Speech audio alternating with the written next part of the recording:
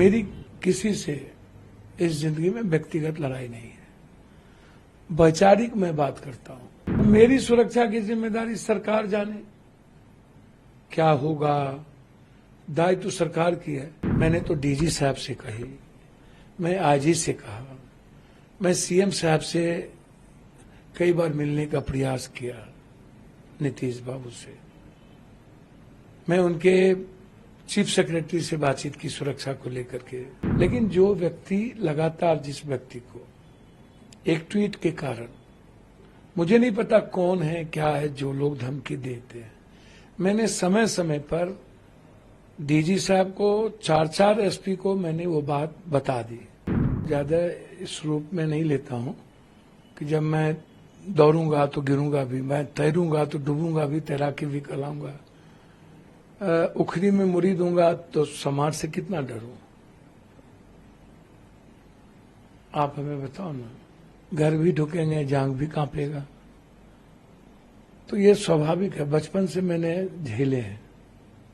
मैंने देखा है सामाजिक न्याय की लड़ाई में, सामाजिक व्यवस्था में कई तरह के उतार चढ़ाव।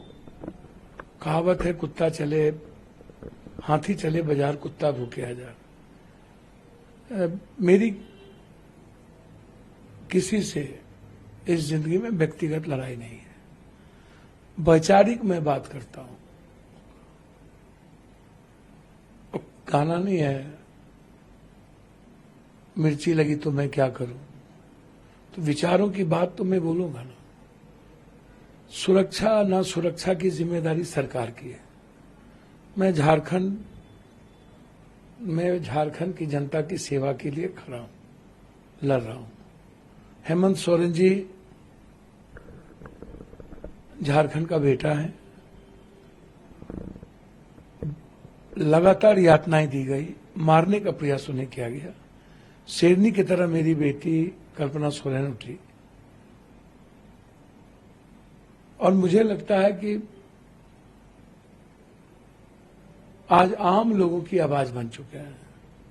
देश के हित में झारखंड महागठबंधन के लिए मैं यहां काम कर रहा हूं, अपने कर्तव्यों का काम कर रहा हूं। अब मेरी सुरक्षा की जिम्मेदारी सरकार जाने, क्या होगा दायित्व तो सरकार की है।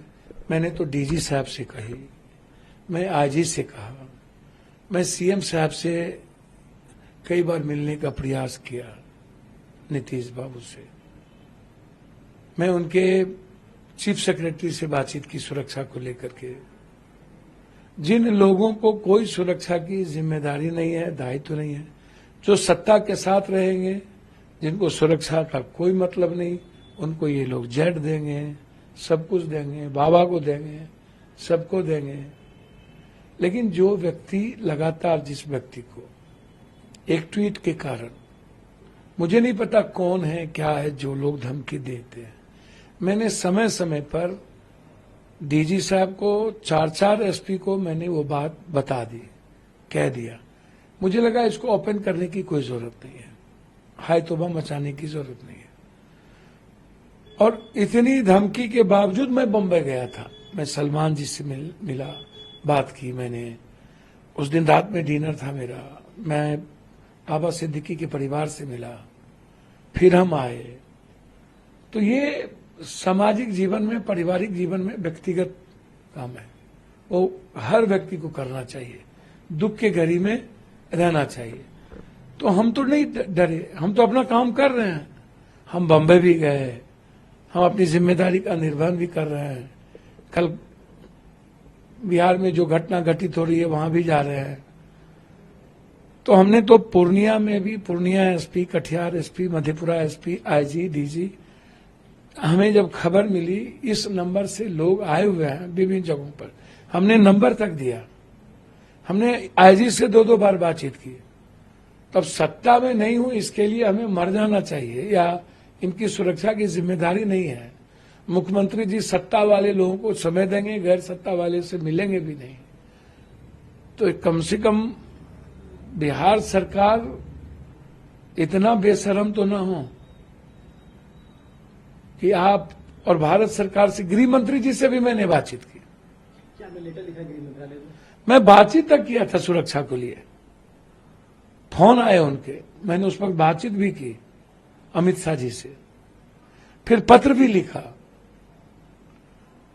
तो सत्ता के साथ आप नहीं हैं तो आप मरिए, श्रद्धांजलि बाद में दे दी जाएगी। अब नीतीश बाबू तो किसी से मिलते ही नहीं, उन्हें तो मिलने ही नहीं दिया जाता, घेर के रख दिया गया है। नीतीश जी से ये जो जमीन माफिया है, गलत लोग हैं, पप्पू यादव जैसे सच्चाई वाले लोगों को मिलने ही नहीं देंगे।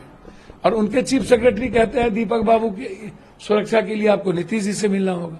मैं उनके प्राइवेट सेक्रेटरी को फोन करता हूं तो वो कहते हैं कि मैं कह दिया हूं। मैंने तो उनके प्राइवेट सेक्रेटरी को फोन किया कि भैया मुझे मारने की साजिश की जा रही। न्यूज नेशन अब व्हाट्सएप पर खबरों की ताजा अपडेट के लिए न्यूज नेशन के इस QR कोड को स्कैन करें।